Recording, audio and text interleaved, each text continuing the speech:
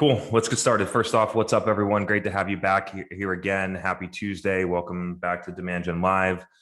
We got a cool little announcement intro type of thing. Wanted to, for all of the people that have been here before, and you know our friend Charlie. Our friend Charlie also got a new role recently, solicited through this community. And so it's now a lot of people that are getting new jobs, getting promoted, having more success in their roles, starting their own company. And we are going to make some interesting enhancements to what we got going on over here and form a little bit more of a community around it. You all have been asking. No promises on the shape or form. We're still in specs, but we will solicit some feedback in the chat. Megan will be definitely interested in kind of like where you would want to have it and different things like that. But the thought here, we get 50 to 100 people here live every week, which is amazing. We have 15,000 people that listen to the podcast. And there's got to be something in the middle where more people that listen to the podcast or engage with the content can interact with a lot of you, which is the goal. And so we're going to try and make that happen so more people can find new roles, get promoted, be successful, learn from other people, and network. So stay tuned for that cool little project we got going on here. And again, if you have any thoughts on that, feel free to drop them in the chat. We'll be looking at those afterwards. So moving into the agenda here, I'm going to start on the second topic, which is titled "The Truth About Influencer Marketing That Executives Need to Recognize." It was an interesting sort of like epiphany for me. It happened to me a couple of days ago, and then it happened to me again on this podcast this morning. And so I'm going to talk about it here. Is that my belief, and I'm trying to help executives understand that almost every B2B company executes influencer marketing right now. And I'm going to explain how.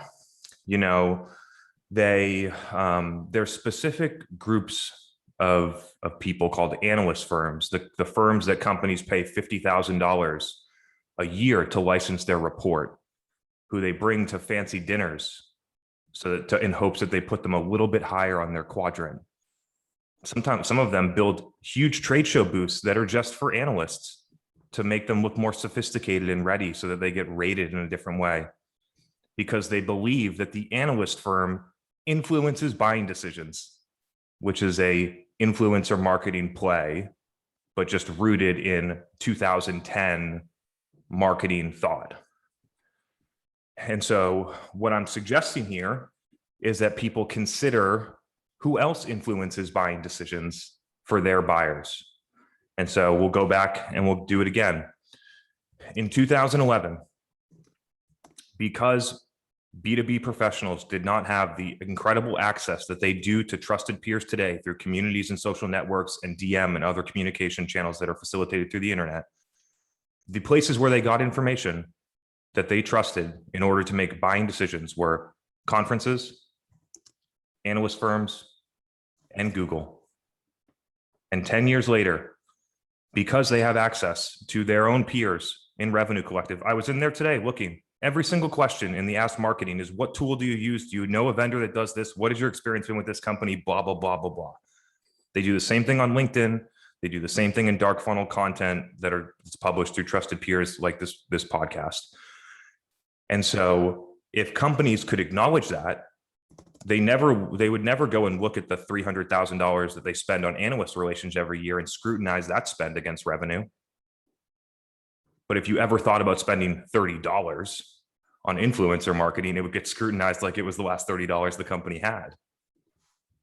And so I just want people to think about that, because there are a lot of different ways that you can execute influencer marketing that's different than B2C, in ways that I think in an ideal fashion in B2B companies would mirror the type of relationship that they have with an analyst firm on a micro or macro level. I'm consistently blown away that very few, I can't say none, but very few MarTech vendors have come to us and said, we would love to give you our tool for free so that you can use it, because 15,000 B2B marketers listen to your podcast every day. And we would like you to know that our tool does these things so that if you have an opportunity to talk about it and recommend it in an authentic way, then you would. And I know that the tools that we recommend on this podcast drive hundreds of thousands of dollars of ARR the same month that we shout them out. I know that because I talk to the vendors. And so I'm just very confused how companies are not picking up these different parallels of what they do today that they consider normal and accepted, paying Gartner hundreds of thousands of dollars a year, but would never consider looking at other people that have influence and making a similar deal. It would cost less money, it would drive way bigger impact, and it would create way more scale if you did it with the right people. And that can happen with every single buyer. I know that we talk a lot about MarTech and different stuff in here, but same thing works for CFOs. There's influential people in the IT security department. There's every single place has thought leaders. We did it in medical. When we were selling into hospitals, there was plenty of physicians that would publish clinical data and would listen, and thousands of clinicians would listen to their data and make decisions on what products to use and how to treat patients based on the research that they did. And so I'm hoping, one of these times, maybe it's this time, one of these times I just say it in a different way and people start to get it, that there's a huge opportunity out here. And just by changing your mind about some of the things that you do, you can open up a lot of new marketing activities that are less mature, are less accepted, which creates a massive opportunity for the companies that move. And I'm gonna just leave it at that. Would you add anything though, Chris, about some tactical ways that if someone said, yes, you've convinced me, I want to do this, how should they think about identifying the right influencer, thinking about the right offer? Like, what are some things that people can think about if they're ready to take action? I would ask the question back, what do you do when you want Gartner to recommend your product? You build relationships with the people that make the quadrant. You build relationships, they get to know you, they understand more about your product. You do nice things for them so that when they have an opportunity to recommend either your product or another competitor in the category, that they like you the best and they're the most familiar with you, so they recommend you. And so I think just having relationships with those people is step one. Once you have a relationship established, you could do co-marketing, content production. I'd be really interested. I think that there's a play here for user-generated content in the form of a deep review from a power user. You take one of your best users, like in 2016, I was creating use cases in HubSpot that HubSpot had no idea how to do, that their tool didn't do, and I was finding weird ways to use the tool to do things that was more appropriate to get done in Salesforce, and HubSpot was like, this looks cool. And at that point, I didn't have a ton of influence, but I want people to think, if you had that power user that had influence, and then they posted a video of the new innovative way that they use your product, and it was a 30-minute walkthrough, how much more valuable that would be than giving people gift cards to sit on demos with your reps. And so the next one could be some type of content. It could be a fireside chat, like we talk about a lot and we do a lot. It could be user-generated content for a flat fee, for free, for swag, for whatever you deem necessary, like appropriate for that offer. I think those are a couple of 1.0s that people could try. And then as you start to get more established, you can start to build up to people that might have more influence. Like, I know people that advertise on Dave Gerhardt's podcast. I'm not sure that I think that's more like advertising than influencer marketing, but used in a different way. It could be more influencer marketing. And so those are some of the things that I think people should consider. I think also thinking about any existing relationships you've had, thinking about some of the stuff that we've done with like metadata, for example, a lot of that happened kind of organically too. So also taking stock of the existing relationships that you have and maybe looking at them in a different way, through a different lens. Yeah, if you're a SaaS company, you should know the 20 people that have the most influence inside of your sphere. You should know what tool they use right now and whether or not it's yours. And then you should work hard to figure out how you get your tool in there. And companies they would never spend time on that. They'd rather have people go outbound to one of their ABM accounts than try and get one person that can drive buying decisions at hundreds of accounts. Maybe Gartner will reach out to us tomorrow. Maybe. Just kidding. Yeah. I'm excited about your first agenda topic. Yeah, I was just gonna pivot there. So I got a DM about this from our man Scott, and he asked the question last week, and apparently I misinterpreted it. So that's my bad, Scott, but we're gonna get it right this time. And so Scott's question was, I'll read it out. I've heard you mention a concept that you think in the future orgs are going to turn to experts as a way to outsource innovation. Would love to get you to expand on that thought. Is your argument that there are thousands of marketers who will be free agents and parachute into companies for short-term, high-priced engagements or something else? And then there's a couple other questions, but I'll just end there. So Scott, the way that you suggested it on like high-priced specialists, I believe that there's probably going to be a market there for that, but that's not what I'm saying here. I think that you're right that companies will have high-priced specialists that solve very specific problems inside of companies, and that's called a consultant, and a lot of people do it right now and get paid well. And so I do think that there's a market for that, but I'm thinking about this in a completely different way. And so what I'm thinking about in the topic here is how and why B2B companies will outsource marketing innovation. So let's start with the why. So what I see from a why standpoint, and I've done deep survey, qualitative survey data from directors of demand gen all the way to CMOs on where they get their information in order to drive a marketing strategy or tactical execution. And the answers that I get are analyst firms, like those types of reports, Topo, Gartner type of stuff, MarTech vendors, peers through communities or LinkedIn who may or may not be in the same situation as you, have the same ACVs with the same buyer, with the same channels, with the right mix and the same things, but through peers. Overall, just marketing agencies that they work with, and conferences. Those were the top 5 that I've gotten. I'm sure that there are plenty more, but that's where people get information today, which then gets into their company and becomes a strategy. And the easiest way to look at this is the dramatic sweeping of the improper implementation of ABM. I think is a very easy way. Companies saw, okay, in the concept, we believe in ABM, right? Like, who doesn't believe in the idea that we should target the accounts that can firmographically buy our stuff? Any B2B marketer should have been using account firmographics for targeting before ABM came around. But so we buy into this strategy. So what we're going to do is we're going to buy this tech and we're going to implement it the way that they say, which is run display ads, send cold emails to get account engagement so that we can do outbound sales. And then you have a bunch of companies thinking that they're doing something smart, which is basically just doing marketing from 2007 with a new tech tool and doing outbound sales. And so what I want people to think about here is there a better source of information for what companies should be doing?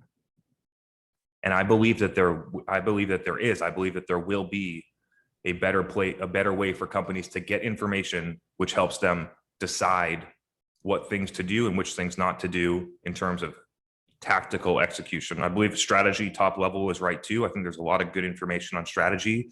I actually believe for most companies, it breaks down in execution, just like the exact example I gave through ABM. Because the companies that are giving the advice don't actually execute. And so what I think will happen over time is that companies will be looking for a different source of information. What will happen is that there will be group companies, and I think this will happen in all functions, not just marketing. I think this will happen in sales. I think this will happen in finance. I think this will happen in other functions where there will be a group that works on a very large set of companies that runs experiments in controlled ways, just like you would a clinical trial to decide what product to put a patient on or to what drug to prescribe or different things like that. And you would publish that information and people could access that information, which then they could use to decide what to do and how to do it. And so that's the how. I do believe that that's what will happen. What would be better? Getting the advice of something that you read on Revenue Collective from somebody, or looking at something that's been published for 50, they ran an experiment across 50 companies about how to use LinkedIn conversation ads. And then you can take that data and all of the learnings and go and do it yourself. I think that that's the difference here, and what I'm thinking about how companies will move to operate. Frankly, just because I don't think that there's a lot of great information out there right now.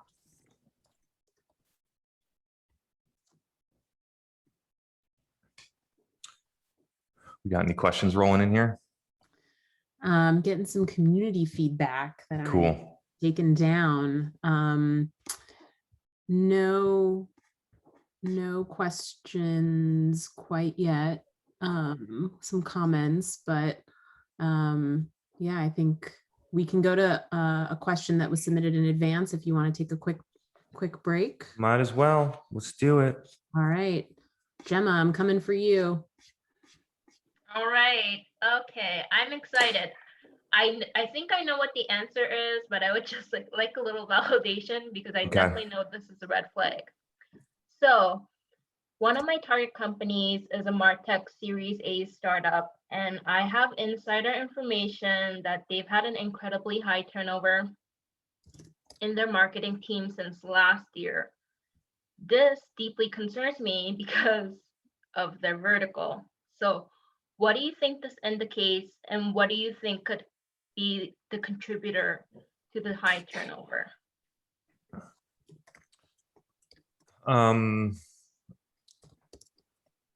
Megan's going to be good at answering this question as well, but I think that the number one, the most likely reason for the turnover is that poor leadership and lack of belief in how marketing actually works and how well it can work. I believe that's probably the case. That's if I look at all the times where I've moved on from roles in the past, that's been the reason.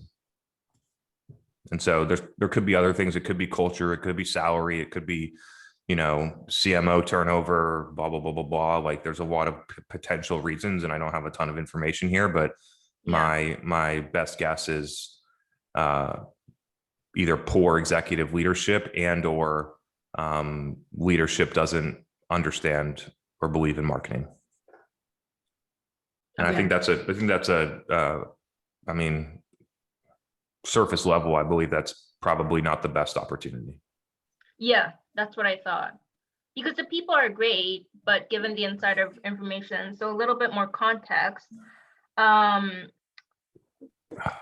of my contacts told me that for one of their marketing positions, they offered it to a handful of people and they all rejected them. Yeah, I don't think that's that uncommon. Yeah. Okay. It's a competitive job market. Maybe they don't pay the right salaries. Who knows what the answer is? But that the indicator that you gave me before is a lot more harsh on people that were employees that have turned over on a consistent basis versus they gave 3 offers and nobody accepted, which could have happened for a ton of different reasons. Okay. Thank you. What about you, Megan?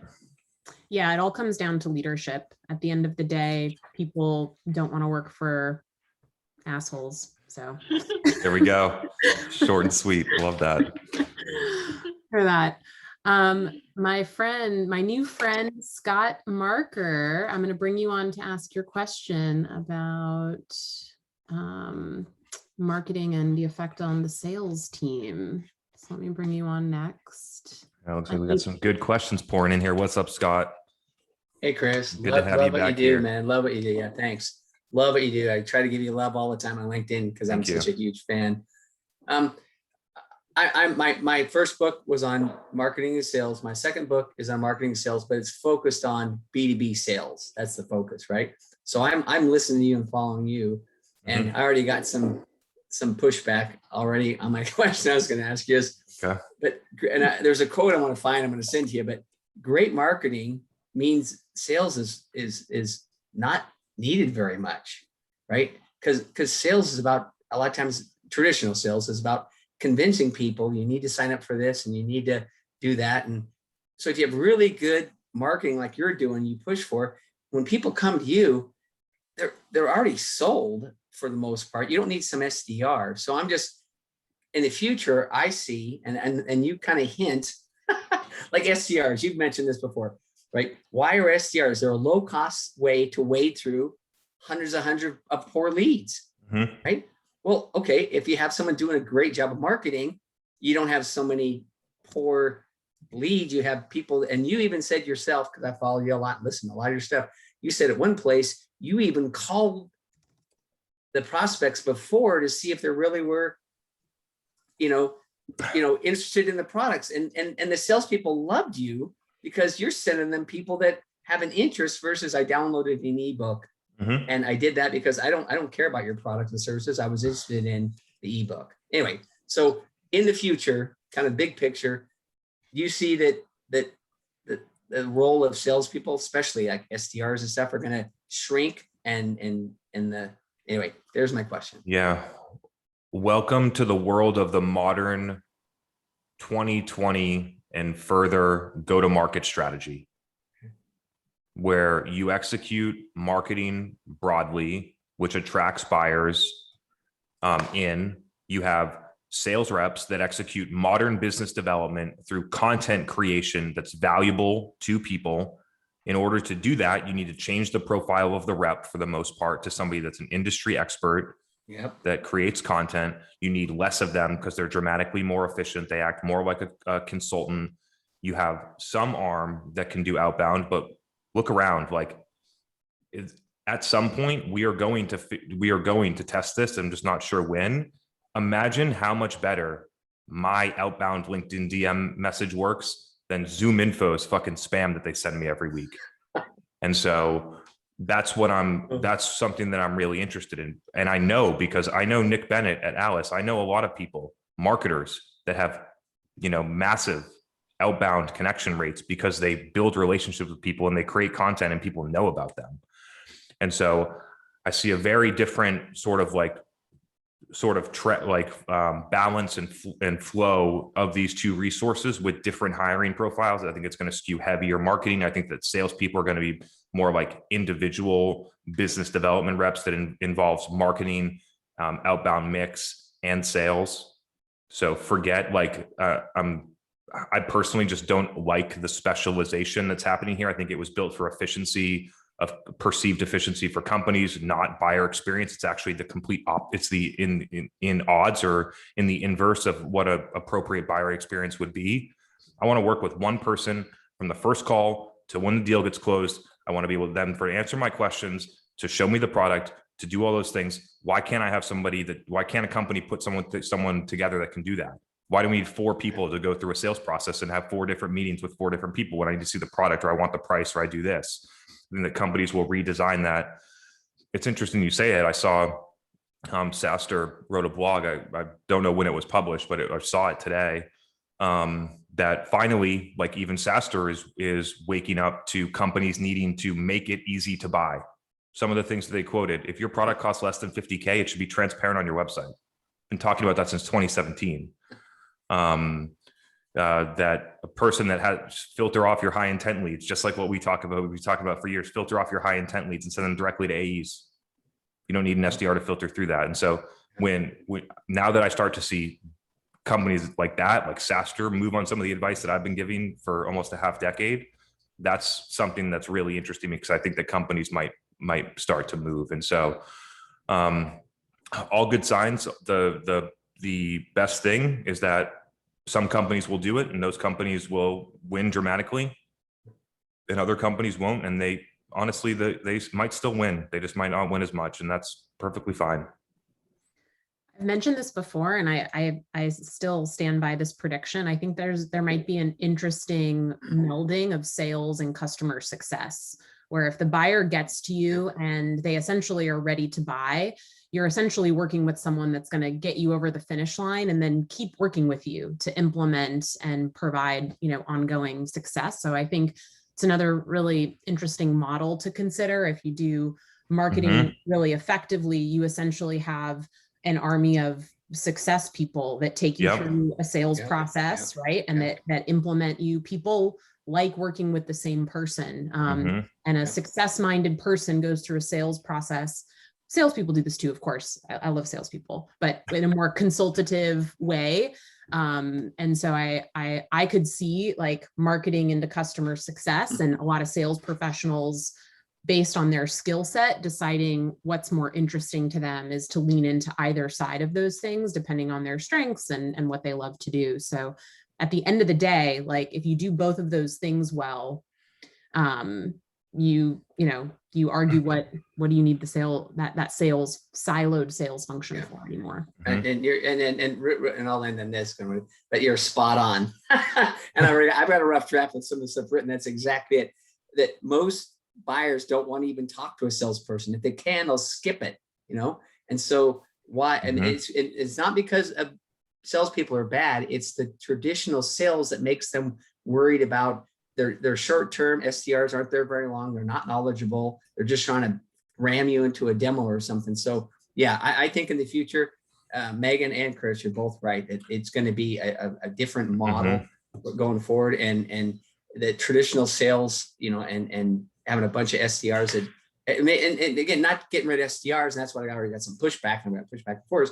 Hey, how about rather than be an SDR, you become an AE or like you said, I said this over and over again in my book. They want to talk. If you're a CEO of a company, you want to talk to an industry expert, not an SDR. So anyway, that's it. Thank you, guys. Great question. And I thought I had a thought there. Let me see. This is just to close out on Scott's thought. For companies that are earlier stage, this is a huge opportunity. Big companies are going to really struggle to make this change to improve buyer experience. They're too big. There's too much infrastructure. There's too much process change. There's too many resources that need to get changed. If you are a 50-person company right now and you're intending to grow fast over 3 years and you watch this play out, you are going to have a huge advantage over big competitors if you did this. It is unbelievable. And so the challenge is that I just said it's going to take 3 years. And a lot of companies don't even look at that time window, which is another thing I talk about, marketing innovation. I talk about some big changes and seeing the impact over what happens in 3 years when your company is 500 people instead of 50. And that's, I think, where it gets really interesting. I think companies should really consider it. And I think that companies that have less infrastructure and less resources are more able to make those changes. We're building it that way from the ground up, Scott. We have industry experts that shepherd the sales process, that are knowledgeable, that are not on commission plans, that basically help our buyers buy. One person, whole time. And so we're interested in, I didn't really think about it that way, but we're building what you're talking about. And I do think it's possible for big companies to do it, because I don't think it's fire everybody and start from scratch, right? It has to be a thoughtful, intentional, like change management plan, but you're essentially taking those individuals and you are repurposing them using their strengths in a new model, right? And if you're a big company and you're smart, there are ways that you could use your size to your advantage if you're not afraid of making a big change and are able to effectively move a large group of people through that change without causing a lot of disruption. So I think that's a little too optimistic. I'm not saying it's easy, and I think people don't do it because they are not able to handle change management appropriately, but I think it's possible. Okay. I would agree that it's optimistic. For that. We got a comment here. I can confirm it takes larger companies 2+ years to make these changes. Okay, we got that one. Got some more questions. Thanks, Scott. Yeah, definitely. Andrew, I'm going to bring you on next. You had a question that you dropped in the chat earlier. You can ask it live. You bet. Hey, Chris and Megan, great to be here. Thanks for doing this. My question is, trade associations and conference event partners, what might you be trying to do as opposed to funding the booth, going through the typical channels, making incremental changes, showing up every time, to leverage the influence and trust that those groups have and the people attending those events have? Like, how might you creatively approach those kind of opportunities with people as an influencer? Could you give me an example so that I know what type of organization you're talking about? Sure. So like we work with a trade association that has 5,500 members, call it, out of an industry that has 15,000 SMB companies. So, you know, it's the community, it's the primary community where most of these people come to and get educated, find vendors, et cetera. So we've had a lot of success with booth events, but we've also done things at the events to really stand out and get time with those people at the events, feature them in a certain way. I'm just curious what things you would think about to leverage those relationships and also the trade association and event partner themselves. So I'll give you some ideas, but I'm going to kind of give a backstory so people understand the context that I'm coming from. Is that generally my thought process around this is that the conference has created a community with people because of the information that happened since whenever it started, 1990, 1940, whenever that thing started. And over the past 5 years, every single company has the ability to compete with that community for the attention that those people give. And so the company's North Star should be, we need to create a community with content, with events, information, influential people, that these 5,500 people over time choose us over them. That's the overall North Star. Not to say that you can't collaborate, but from a mindset standpoint, people need to wrap their head around the fact that they are competing with the conference.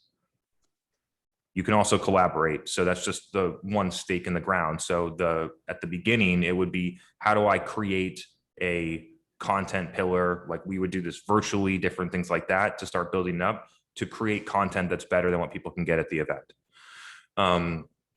Inside of the event, this is timely because a ton of people are going to be back and doing trade show booths. They probably, bought one in 2019 and didn't do it in 2020. And now they're on the hook to do it in 2021, whether they want to or not. The company's not going to give them their money back, because if they give them their money back, they're going to go out of business. And so they're on the hook to go for that $100,000 booth they bought 2 years ago. And if you were going to go and you didn't need to get the booth, I would make it a pure media and relationship play.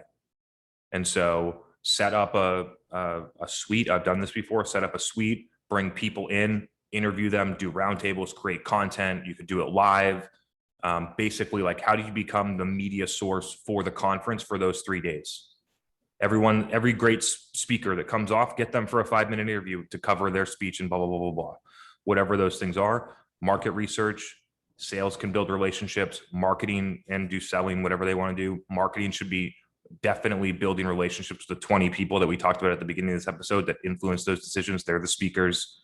They're the people that are there that are networking, that a lot of people know. You got to know who those people are, carve out time to get to know them. That's how I would play a conference in 2021. If you wanted to do something more, satellite event. Rent out a space, blah, blah, blah, blah, have a fireside, have one of the speakers that's doing the keynote, come over there, pay him 30 grand, have him do a 2-hour keynote with your CEO, get 300 people from the conference to that event. Like, you could do things like that, quote unquote. I don't know if that's like in line or if that's against the rules of the conference. I'm not positive. And so check your own guidelines and do your own due diligence. But that's something that I would consider doing. How can you collaborate?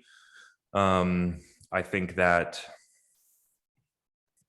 the speaking spot, I think, is a really interesting one. I believe that companies should strive to execute so well on their own that they get invited to speak. I just got confirmed for a conference this morning that other people pay a lot of money to speak at, that we get for free just because we've executed well on our own channels. But I think the speaking slot at a conference is a really interesting one.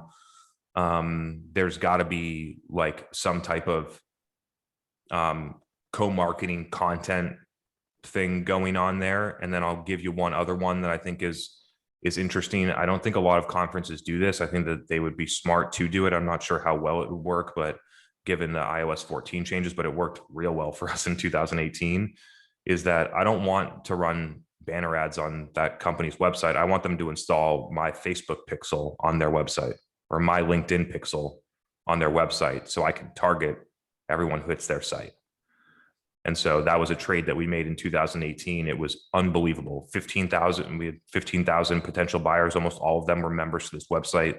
We put it on the login, the page after the login page, and we had absolute fire across every single one of our buyers that were difficult to target. And so those are a couple of options that I would try and carve out. I think that the pixel one is really interesting. Cool. All right. Thanks. Thanks, Andrew. David. Hey guys, how are you doing? What's up? Good. What's up? What's up? It's always a pleasure. Of course. My question's around content. And recently I've been kind of influenced by some of the, I guess not so recently, but it's coming up in conversations nowadays. The ways in which buyers are looking for content and the kinds of content they're looking for. And if you kind of read any of Brent Adamson's stuff, he talks about 4 questions that buyers are looking for information around. Is this a good category for us for the solution, to solve our problem? Is this a good vendor within the category? Would we be successful digesting their way, their process, their tech? And would we get economic or some kind of value at the end of all this process, right? So with that kind of framework, which perhaps you're already familiar with, as you're doing the kinds of marketing that you're doing and you're offering content, you're offering knowledge, you're trying to inform the prospects that you're trying to reach, are you finding any one particular lane or style of content that folks are gravitating to or reacting to more? It may be very dependent upon your clients and what industry they're in and so forth, but if possible, to kind of generalize a little bit around what you're seeing people are engaging with. I'm guessing it may not be just top of funnel content, that there's sort of a variety of stuff, and I'll just stop there. Let me give it a shot and see if I understand your question. I'm going to give it a try. You can clarify for me if I My apologies here. if the question was no worries. It might be it might be me. So vendor successful value category, everything below category and what you just listed to me, I believe is buyer enablement content. That content should be on the internet. Buyers should be able to find it when they want it. Trying to post about how people are going to get value out of your product on LinkedIn, like that lower funnel, I'm not sure that you're going to get a lot of success out of that. So I think that staying category up, I think there's even a layer above category, which is just straight helpful stuff for people that is narrow to that niche and important and helps them be better, that I think is above category. And I think playing in those two spaces is where companies win today. I think that they don't even look at the list as deeply on vendor successful value for the companies that win at the top. Think about all marketers on here. Think about if you bought a chatbot in the past couple of years and you think about who you went to and what other vendors you looked at and how deeply you scrutinized it. And maybe because the company that I'm talking about, prices have gotten so egregious, you've gone to a different vendor now, but 3 years ago, you probably just went through and bought it. And so I think that's something to think about. In terms of the content style or different things like that, I don't have a specific like medium or different things like that. I do believe that that it's not about the specific, it's specific to the platform, when we put it that way. I think that on LinkedIn, video is by far the most effective. I've done all 3 of them for a very long time. Video is by far the most effective if you can do it and if it's valuable, but there's a place before you get to the distribution of, is the content valuable? Do you understand the audience? Can you provide value? Do people want to listen to this? So let's assume that people have that. I think micro video inside of LinkedIn paired with long form content on either a podcast or YouTube or other places like that are actually the places where companies win today. That could also be on events or different things like that. So, all right. And that's very helpful. Thank you. So you're pointing to some mediums or media types that are engaging. My question was more about the content within the podcast, or within the whatever media type, and trying to kind of ask or query. And again, this is probably going to be a bit dependent on different types of solutions. So let me unpackage a thought, right? Please do. A lot of the time when we're trying to buy something, we're wondering if we're going to be successful in our company digesting this tech, this new way, this process, this whatever it's going to be. And there's not a lot of stuff, not a lot of places we can go to get that info. So we go to the Capterras and the G2s and the Trust Radiuses, and we try and glean that information out of the reviews. It was easy, it was hard, we got stuck on this, we got stuck on that. So that's an example of a kind of content that helps people understand, hey, we're going to be successful if we try to do this in our company. On the financial front, maybe people are saying, well, we saved this much time, or we saved this much effort, or we saved this much process, or something or other. Anyway, I'm kind of talking too much. I'd rather hear you. Yeah. On the review sites, I believe that over the course of time, like I can't remember the last time I looked at a review site. I think as time goes on, buyers will deprioritize that, just like they've deprioritized Yelp and Glassdoor and all the other review sites that can become that can be gamed. So I do believe that there's something in there that buyers will move away from reviews and look for something else. I've suggested one thing. I think it would be ultra smart for companies to consider is the idea of having either some type of reference network of evangelists that would take a call with people. I know that companies think about it as that, but like we did it for the medical device company, where it was something that we suggested in a cold email that they talked to somebody at another facility. And so I think that's a big one to connect people like that, which is what you're trying to solve. Will I be successful? Does this match my situation? It's better than a case study. Like, I think that's an interesting one for companies to consider. But when we talk about content, I look at it in two different ways. I consider,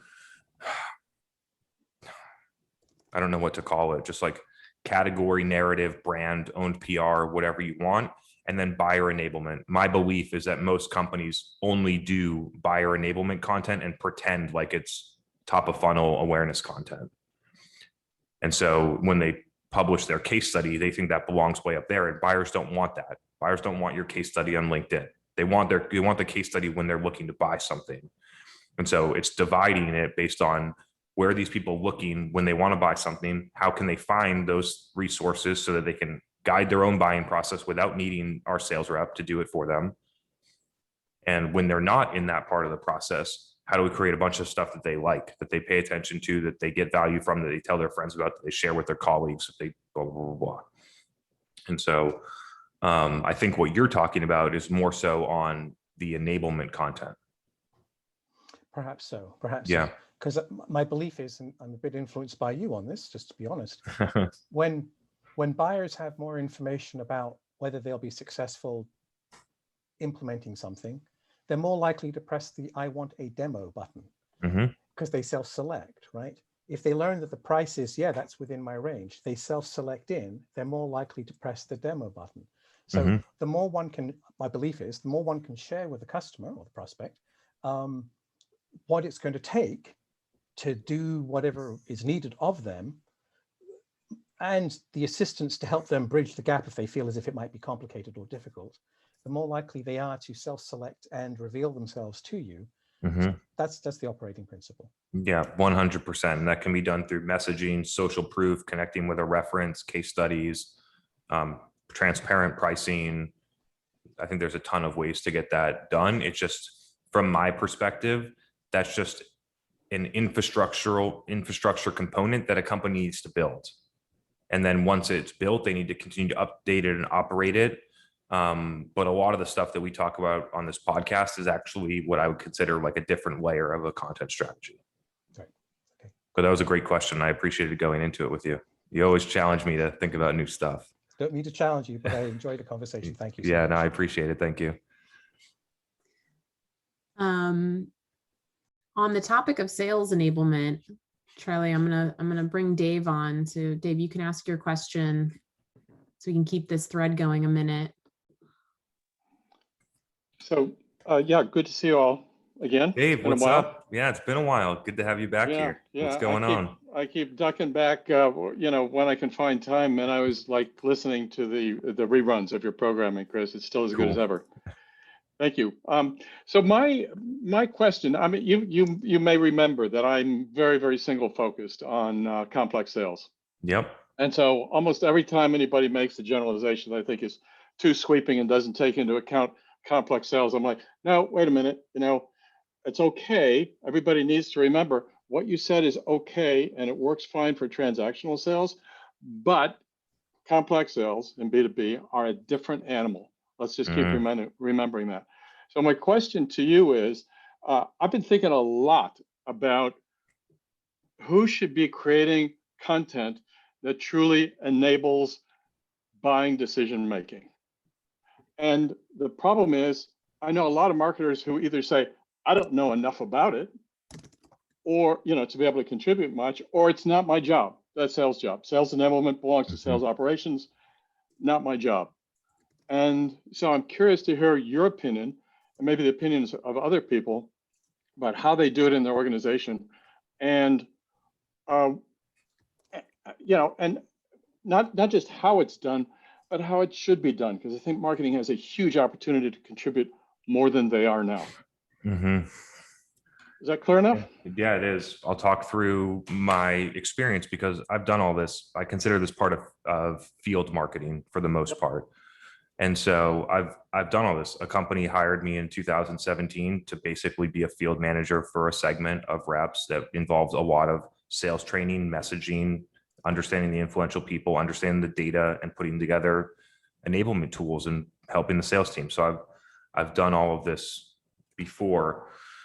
At that company, then I'll note that it's way different than most B2B tech companies, is that every marketer was in the market with customers a lot.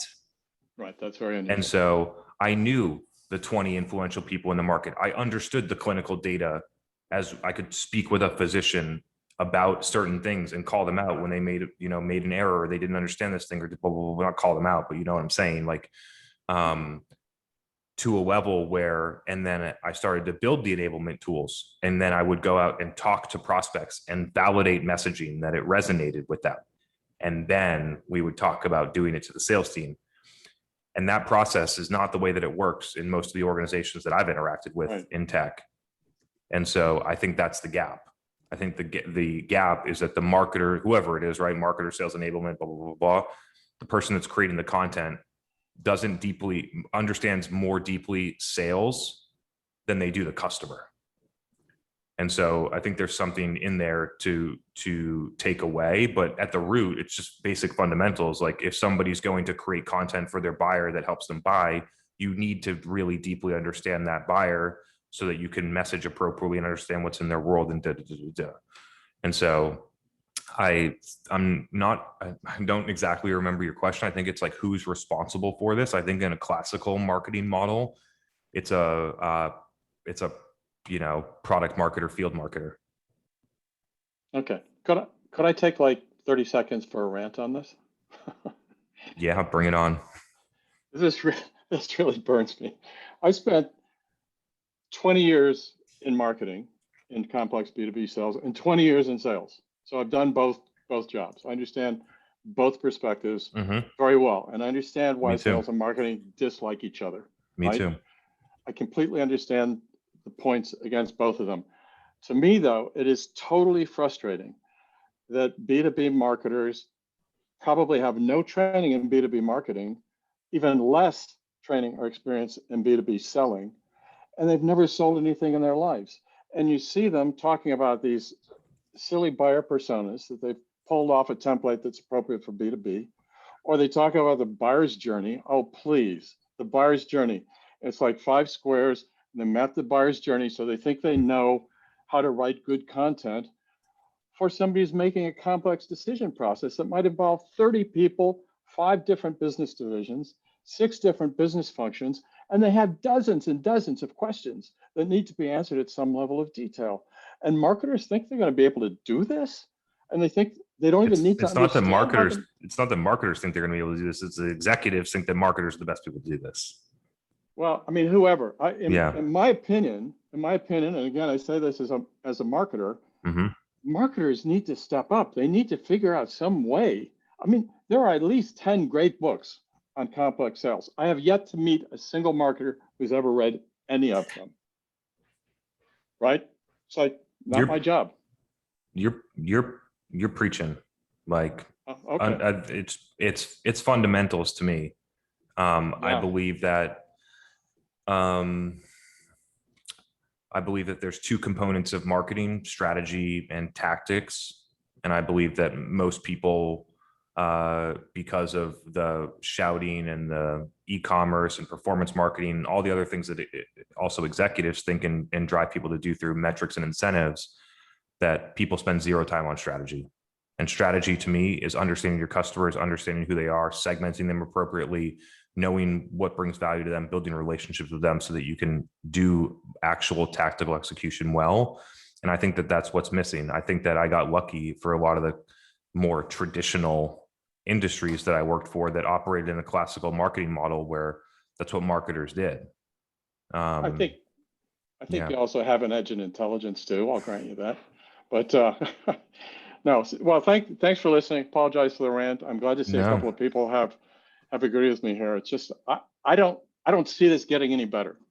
I just don't see it happening, and it's getting to be a bigger and bigger problem. Mm-hmm. Especially as more decisions are going digital rather than face to face. It's just interesting to think about the root cause of this whole thing, right? Though, but because I always have wondered, is it the actual go-to-market model, and this is a symptom? And so the actual go-to-market model was flawed because it's too enterprise sales heavy with a couple of marketers that didn't blah, blah, blah, blah, blah, as opposed to flipping the dial, like I said, where it's heavier marketing, sales is doing some different things, that is more modern business development, and it sort of changes how that entire company operates. But it's just an interesting thought, because I always look at, like, what's the root cause here? Is the root cause really because marketers aren't stepping up and creating content? No, I think that it's a flawed mindset about go-to-market model.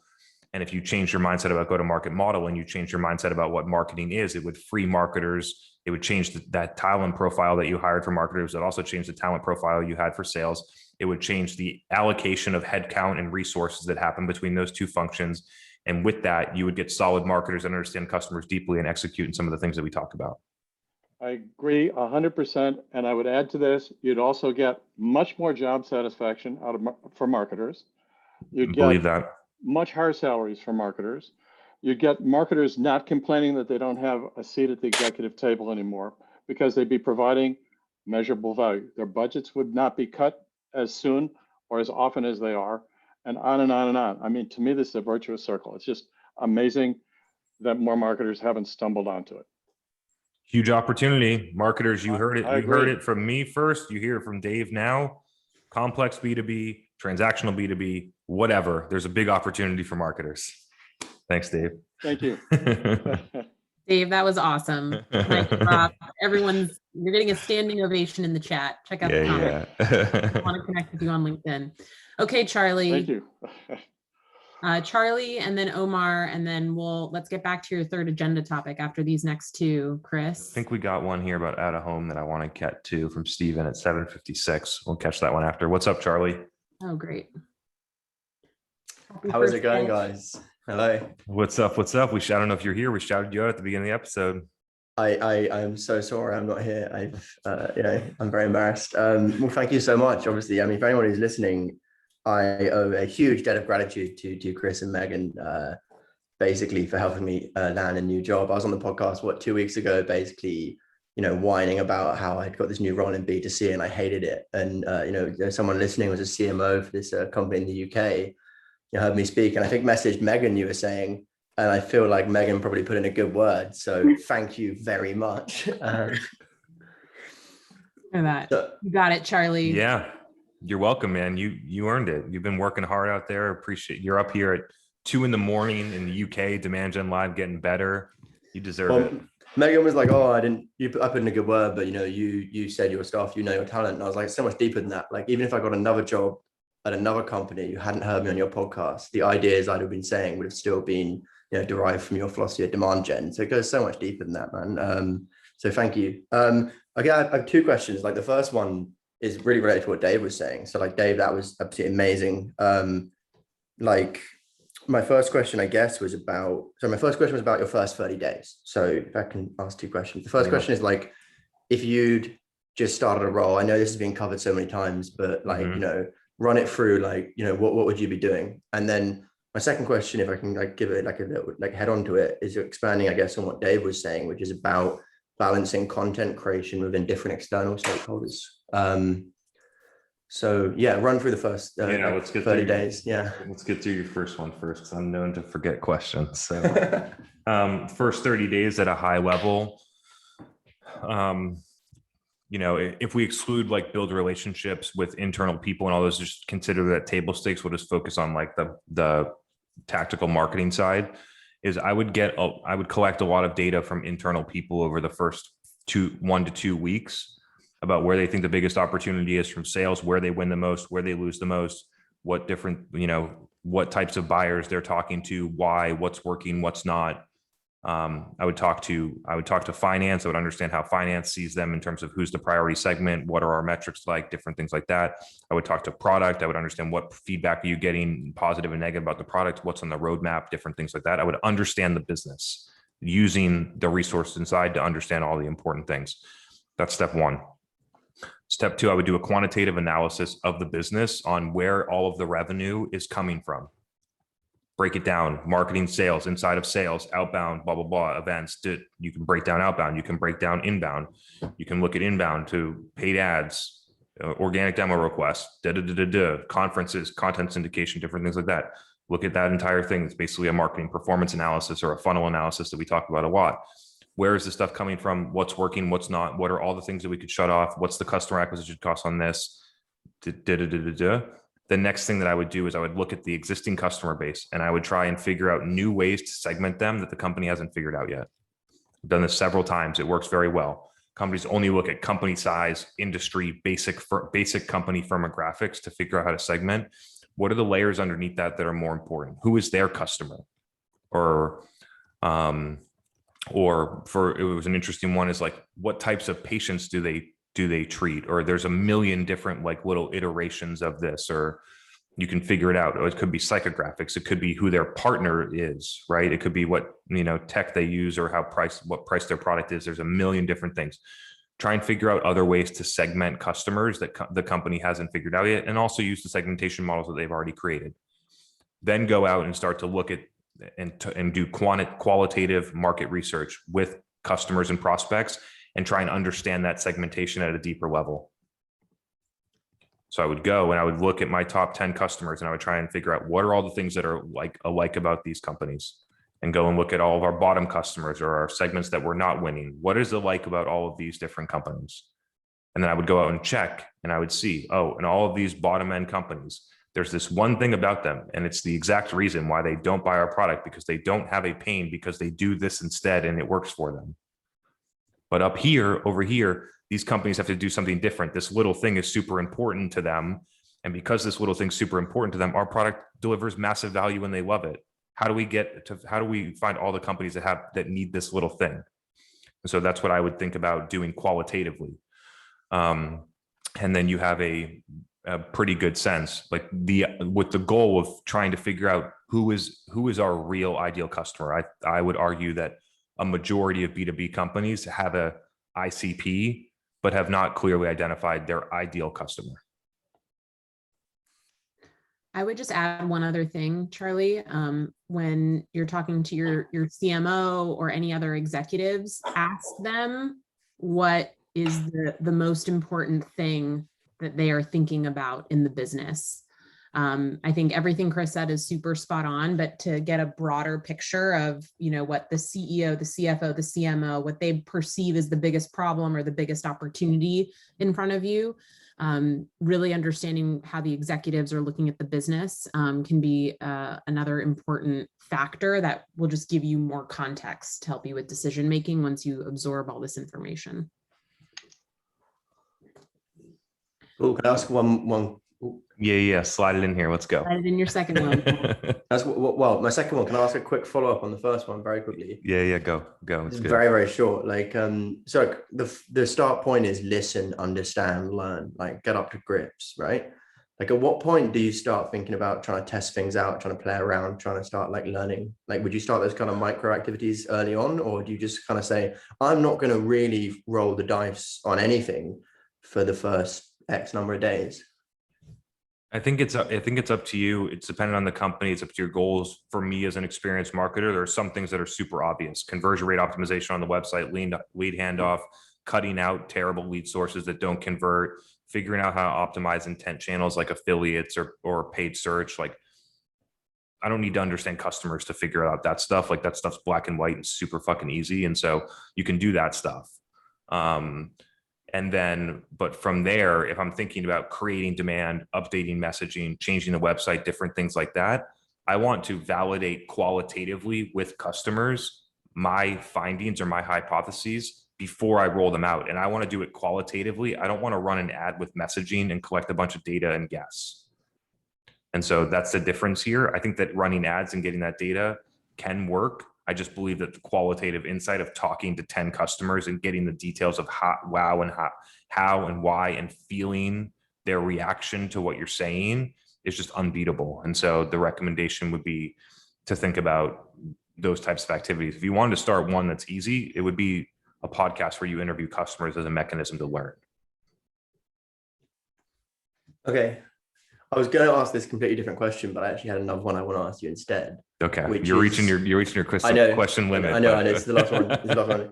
Okay, I don't think I've heard this one before.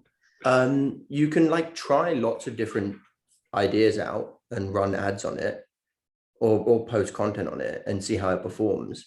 But it occurred to me in like a high level, like B2B space, like if you try something and it is bad, there is like a loss on that. So to what extent, like in a B2C space, you can kind of play around and run micro tests on creative, on ads. But in a B2B space, if you're targeting a small number of high level leads, you can't really afford to just like throw some random positioning out something that could be £1 million contract.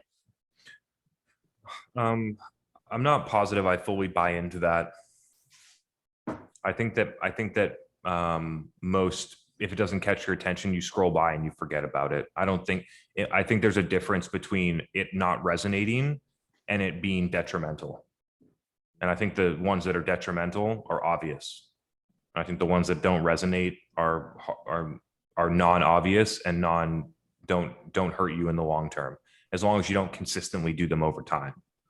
I think that I don't think that people consume ads in that way. I think they decide whether they're going to, whether it's ads or organic content or anything. Think about all the organic content that you just scroll by. It doesn't create a negative impact for you. It's just a no impact. Okay, cool. Yeah, well, those are my questions. Cool. Chris, as always, absolutely fantastic. Thanks, Megan. Thanks, Good ones. Everyone. Happy to help, and congrats on the new job. Cheers, guys. Enjoy Much your love. first week. Yeah.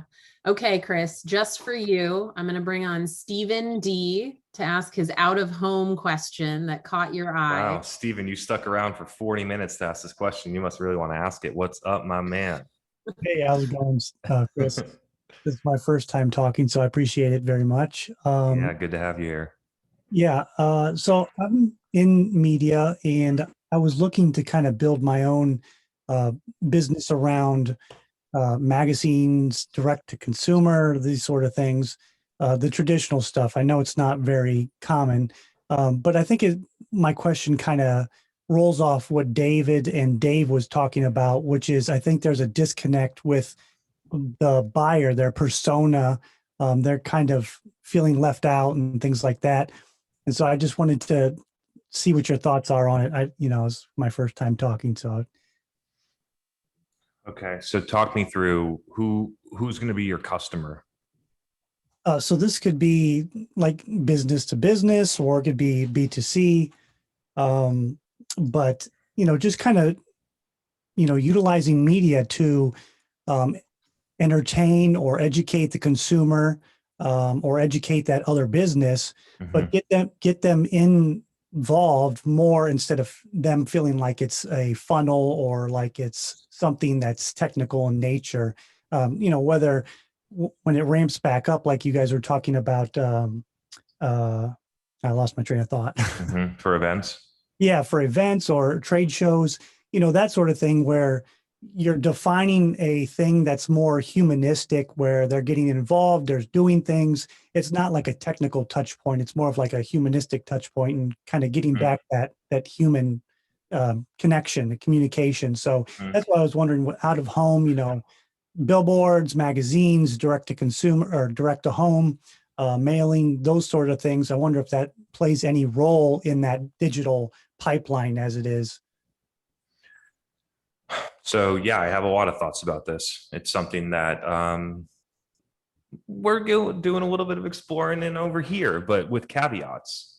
And the caveats are what you're rooted in here is the idea of experiential marketing, where people get to experience something physical. So it could be a curated event, it could be direct mail, it could be a lot of other, a pop-up stand where people can go and try out your new CRM in some city. There's a million different things that you could do that a lot of B2C companies do in a smart way. I think the pop-up one is really interesting.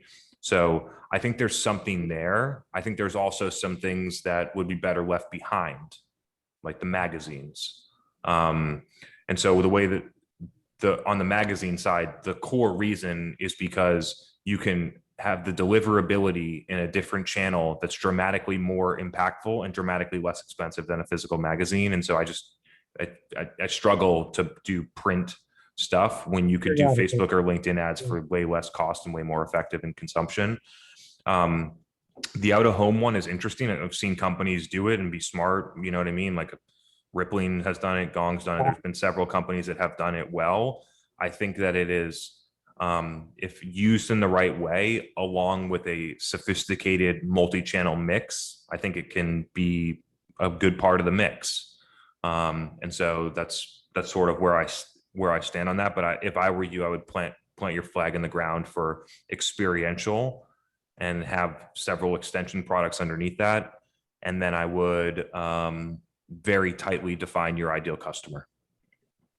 Great. Sounds good. I appreciate it, Chris. Happy to help. Good to see you. Thanks, Stephen. Good question. Okay, we have Omar next. We're gonna throwing up some billboards sometime soon. Who knows? I missed the memo on that one. For that. All right, Omar, you're up. I'm excited for this. Thank you, Megan. Hey, Chris, how's it going, man? What's up, Omar?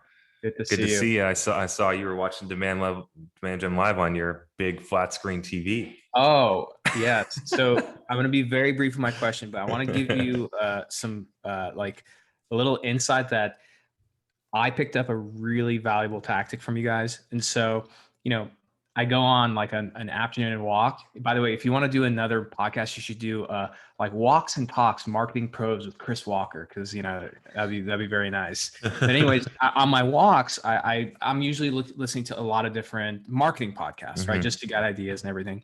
So of course I go to Dave Gerhardt's podcast, and I'm like, I never listened to this thing. There's a bunch of podcasts there, and I'm scrolling through. I can't see who he's interviewed. I just see the topics, and I picked this one randomly for whatever reason. And guess what? It's with you. And so I was like, how did that happen? Of all these podcasts, why did that happen? And I realized, and this is the insight I got that I'm going to incorporate in our podcast series that we're doing for physicians, which is in your talk, whether it's a podcast or a webinar or something, you've conditioned me around certain language, the inbound demand, like marketing sourced, so those words started to, start filling my head up. And that's what I started looking for, unbeknownst to me. And so the insight that I got is like in our podcast, Journey to Private Practice, I have to start using new and novel language and start conditioning the audience so that when they look for these things, no matter where they are, it's going to lead back to Gentem. Because again, like you guys are the only ones who are using that other language. Totally. And to clarify, just to help out the audience and different things, we didn't make up any of these words. These words existed. We're just the best at communicating them, right? And so just to clarify for people, you don't necessarily need to create a new word. You just need to own the word in somebody's head by effective communication and marketing, right? And so I think that's the key. I would say at least 20 CMOs have told me, because I've solicited and asked them questions about this, is that 10 years ago, they knew who to go to for demand. It was some old company right now, no CMO knows where to go. And so we're going to own that space because we're the best at it. And that's just, okay, so continue, but it's super interesting insight. And I think it's gonna be helpful for people. No, totally. And I think great copywriters, and I know Dave will appreciate this, great copywriters always say like, you shouldn't create desire. You should work with what already exists in somebody's head. Right. So anyway, that was an insight. My question is one that every marketer hates to like spend time thinking about, but it's a problem no matter where you go. The question is this, is that, I think that because marketing is a one thing in a company where everyone and their mother thinks they have an idea about it. They heard something, they read some BS, blog on TechCrunch, and they're like, hey, I have an idea. I believe in being open door to marketing. I want ideas, engineers, product people, they give me great ideas, right? But then sometimes that floats up and it's like, hey, let's do the shiny object thing, because if we just spend money here and flip this lever on, boom, we have growth in like sales and revenue, everything. And my question to you, Chris, is while you're managing those expectations, right? And of course, marketing does take time, but the sooner you get to those results, the sooner you get to the other stuff that every marketer wants to do, the podcasts, the webinars, all these different things. There has to be a balance there. And I don't know exactly the question asked, but how do you manage that communication and expectations internally? How do you educate people? Because sometimes I feel that while I'm hearing these ideas, I'm also spending time trying to educate people about how marketing actually works, what the expectations are on how long these things take to do, how much money is involved, et cetera. And it's like people don't want to hear that. They want to hear the magic thing of like, hey, yeah, we're going to do this and we're going to have growth in like 2 weeks or 4 weeks.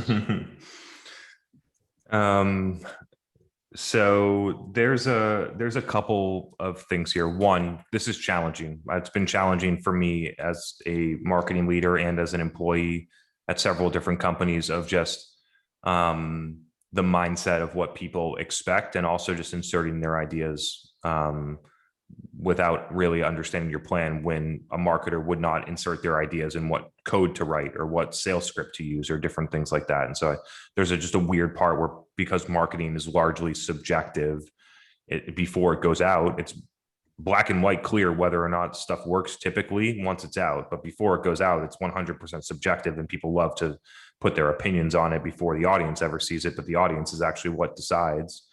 And so that's one caveat. I think the best approach to consider would be to align your internal comms strategy to what a product roadmap would look like.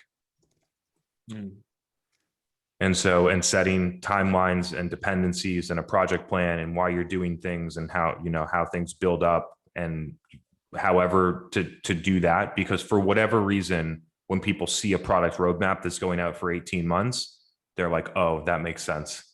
And so what I'm suggesting is people consider a marketing roadmap where the podcast is 9 months out, but people see the steps and where they're going. What sometimes a product development cycle changes and you put something out and put something else in. The same thing can go for your marketing roadmap. And so I think that it's open to change, but having people a visible thing that you can present that says, hey, when I started here at month 0, this is what we set out to do. Now we're at month 3. All the stuff that we set out to do is done. Now we're going to work on the next thing. So in the future, here's where we're going.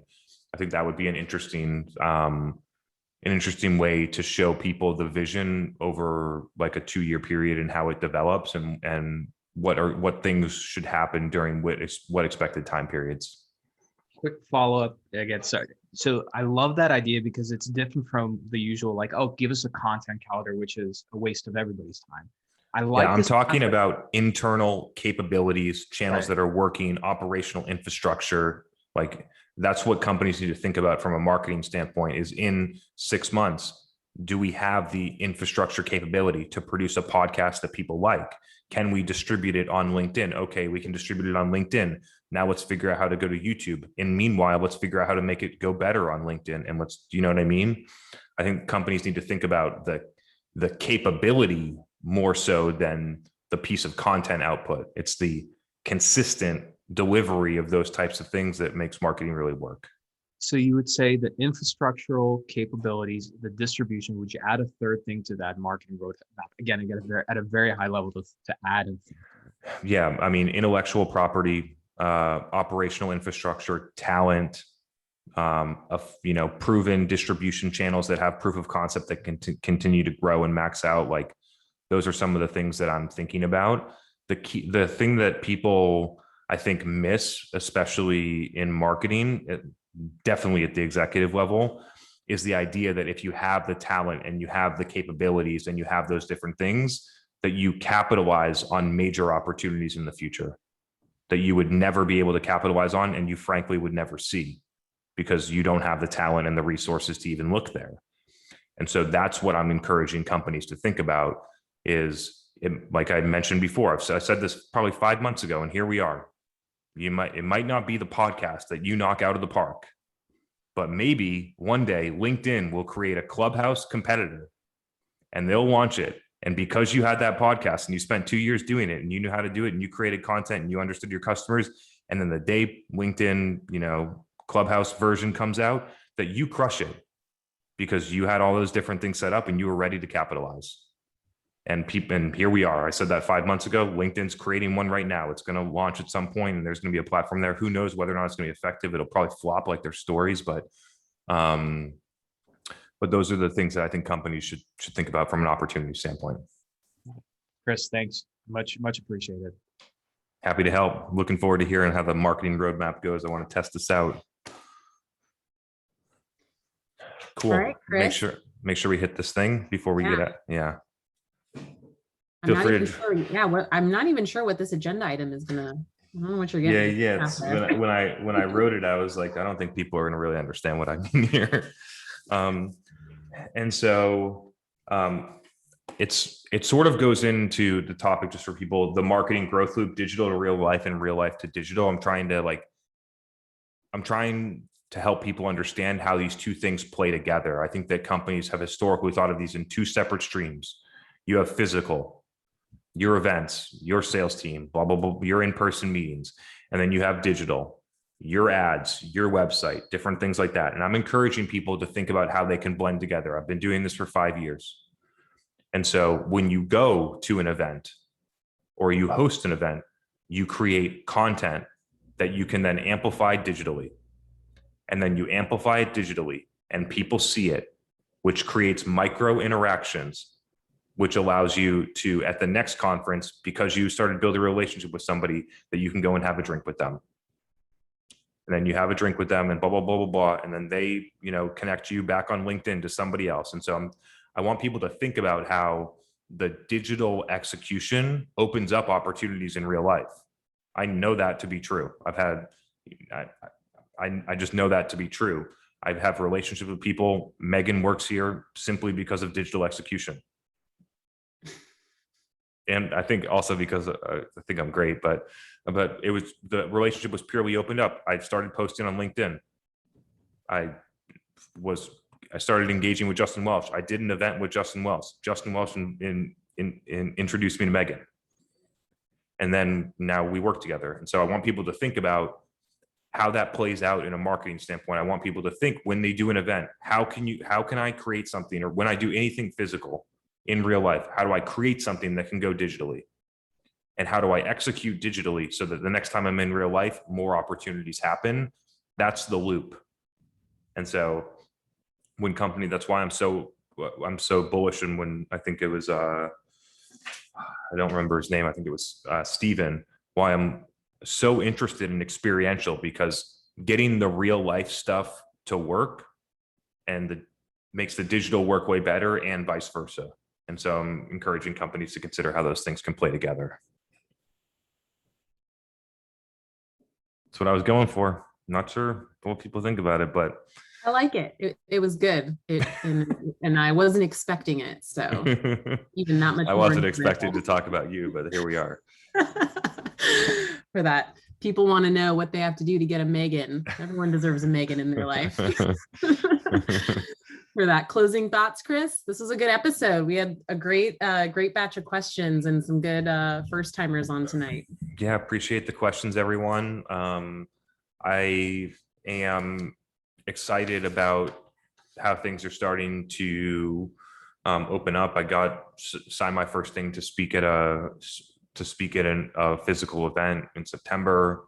So excited about some of those different things, about hopefully seeing some people in real life, about upping our content game. I think there's a large opportunity for companies that have started to invest in their content strategy and have been doing it digitally or through LinkedIn or through a podcast or through video, and figuring out how to dramatically level it up when it starts moving to real life interactions, in terms of video production, B-roll, telling stories, having, you know, people physically in the same location, whether it's events or other things like that. I think there's a large opportunity for companies to level up their content strategy as we get more options available from a content creation and just overall interaction with other humans standpoint. And so I think that that's something that people should think about. And yeah, appreciate you all. Love spending Tuesdays with you. Appreciate, I think we had 60 people here at Max, which is crazy for a summer Tuesday. And so appreciate all of you. Great to see you. Appreciate the questions, and we'll see you next Tuesday. Have a good weekend. And stay tuned for we probably got some good feedback. Stay tuned for the community stuff. We're gonna make some moves there. Definitely. All right. Have a great night, everybody. See you, everyone.